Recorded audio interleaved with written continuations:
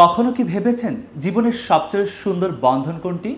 কোন সম্পর্ক এত গভীর, এত মধুর, এত সুখকর? তাই আজ আমরা জানব ইসলামের সবচেয়ে পবিত্র বন্ধন বিবাহ সম্পর্কে। বিবাহ শুধু দুটি হৃদয়ের মিল নয়, বরং একটি সম্পূর্ণ জীবনের শুরু। ইসলামে বিবাহকে একটি পরিপূর্ণ ইবাদত হিসাবে গণ্য করা হয়।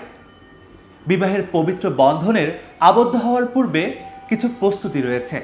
এই প্রস্তুতিগুলো গ্রহণ করতে পারলে বিবাহিত জীবন সুন্দর হবে। তাই আসুন জেনে নেওয়া যাক গুরুত্বপূর্ণ সেই 6টি বিষয় কি।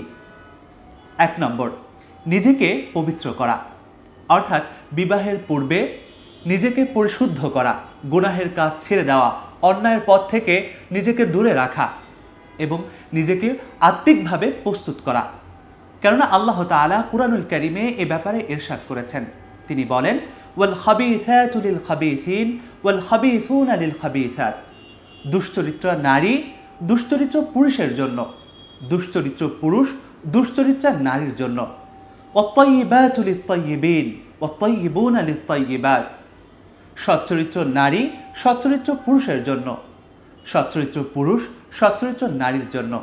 এখানে একটি বিষয় লক্ষণীয়, আমাদের লাইফে আমরা যদি সচ্চরিত্রবান লাইফ পার্টনার চাই, তাহলে নিজেকে আগে সচ্চরিত্রবান হতে হবে। দ্বিতীয় বিষয়, বেশি বেশি দোয়া করা। বিবাহিত জীবন সুন্দর করার জন্য, সুখময় করার জন্য আল্লাহ তাআলার কাছে বেশি বেশি দোয়া করা। হযরত মূসা আলাইহিস সালাম বিবাহের পূর্বে আল্লাহ তাআলার কাছে দোয়া করেছিলেন, যার ফলে আল্লাহ তাআলা তার জন্য সচ্চরিত্রবান স্ত্রী এবং বাসস্থানের ব্যবস্থা করে দিয়েছিলেন। এজন্য আমরা কিভাবে দোয়া করব আল্লাহ তাআলার কাছে, সে বাক্যও কিন্তু আল্লাহ তাআলা কোরআনে উল্লেখ করেছেন। আল্লাহ তাআলা বলেন, রব্বানা হাব লানা মিন আজওয়াজিনা ওয়া যুররিয়াতিনা কুররাতা আয়ুনিন ওয়াজআলনা লিল মুত্তাকিনা ইমামা। হে আমাদের পরওয়ারদিগার আলম, হে আল্লাহ, আমাদের জন্য এমন জীবন সঙ্গিনীর ব্যবস্থা করে দিন, যে জীবন সঙ্গিনীর দিকে দৃষ্টিপাত করলে আমাদের চক্ষু শীতল হয়ে যাবে, এবং এমন সন্তানাদির ব্যবস্থা করে দিন যেটি আমাদের কল্যাণের কারণ হবে, আমাদের চক্ষুর শীতলতার কারণ হবে, এ বলে দোয়া করা। এই দ্বিতীয় বিষয় দ্বারা আমরা বুঝতে পারি আমাদের বিবাহের পূর্বে অবশ্যই আল্লাহ তাআলার কাছে সচ্চরিত্রবান স্ত্রীর জন্য বা সচ্চরিত্রবান জীবন সঙ্গিনীর জন্য দোয়া করতে হবে। তৃতীয় হলো দিনদার সঙ্গী নির্বাচন করা। ধার্মিক এবং চরিত্রের উৎকৃষ্ট যে রয়েছে তাকে নিজের জীবন সঙ্গী হিসাবে নির্বাচন করা। আমাদের সমাজে একটি বিষয় বেশ প্রচলিত রয়েছে প্রত্যেক তরুণ এবং তরুণীদের মধ্যে।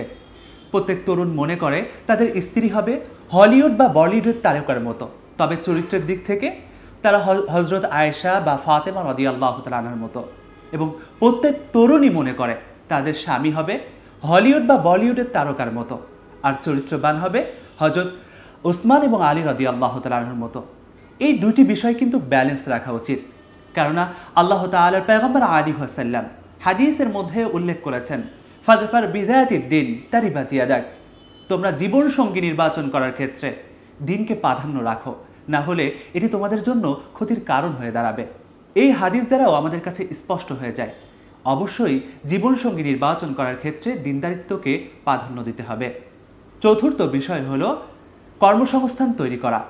আর্থিকভাবে স্বাবলম্বী হওয়া এবং নিজের পরিবারের ভরণ পোষণের জন্য কর্মসংস্থান তৈরি করা। কেননা আল্লাহ তাআলা প্রত্যেকের একটা দায়িত্ব দিয়েছেন। স্বামীর প্রতি কিছু স্ত্রীর দায়িত্ব দিয়েছেন এবং স্ত্রীর প্রতি স্বামীর কিছু দায়িত্ব দিয়েছেন। সেক্ষেত্রে সে যদি ওই বিষয়টি আঞ্জাম দিতে পারে, তাহলে তখনই সে বিবাহ বন্ধনে আবদ্ধ হবে। এ ব্যাপারে বিশ্বনবী সাল্লাল্লাহু আলাইহি ওয়াসাল্লামের হাদিসের দিকে আমরা লক্ষ্য করলে দেখতে পাই, বিশ্বনবী সাল্লাল্লাহু আলাইহি ওয়াসাল্লাম বলেছেন, ইয়া মাশারাশ শাবাব মান ইসতাতা মিনকুমুল বাআতা ফালিয়াতাজাওয়াজ ওয়া মান লাম ইসতাতি ফাআলাইহি বিসসাওম। হে যুবক সম্প্রদায়, তোমরা যারা বিবাহ করতে ইচ্ছুক, তোমরা যদি তোমাদের স্ত্রীর ভরণ পোষণ দিতে সক্ষম থাকো তাহলেই তোমরা বিবাহ করো, আর যদি তাদের অধিকার আদায়ের ক্ষেত্রে তাদের ভরণ পোষণ দিতে সক্ষম না হও, তাহলে তোমরা বিবাহ বন্ধনে আবদ্ধ হয়েও না, সেক্ষেত্রে তোমরা রোজা রাখো, এটাই তোমাদের জীবনকে সংবরণ রাখার মাধ্যম হবে। এই হাদিস দ্বারাও একটি বিষয় স্পষ্ট হয়ে যায় যে নিজে যদি সক্ষমতা অবলম্বন করতে পারি তাহলে অবশ্যই বিবাহ বন্ধনে আবদ্ধ হব, তার আগে নয়। পঞ্চম বিষয় হলো অধিকার সম্পর্কে জানা। নিজের এবং নিজের জীবন সঙ্গিনীর অধিকার সম্পর্কে জানা। প্রত্যেকের অধিকার দেওয়ার ক্ষেত্রে প্রস্তুত থাকা। কার কি অধিকার রয়েছে, স্বামীর উপর স্ত্রীর কি অধিকার রয়েছে, স্ত্রীর উপর স্বামীর কি অধিকার রয়েছে, উভয়ের অধিকার সম্পর্কে জানা। এই ব্যাপারে স্বীয় আল্লাহ তাআলা কুরআনুল কারীমে উল্লেখ করেছেন, লাহুন্না মিসলুল্লাযী আলাইহিন্না বিল মারুফ।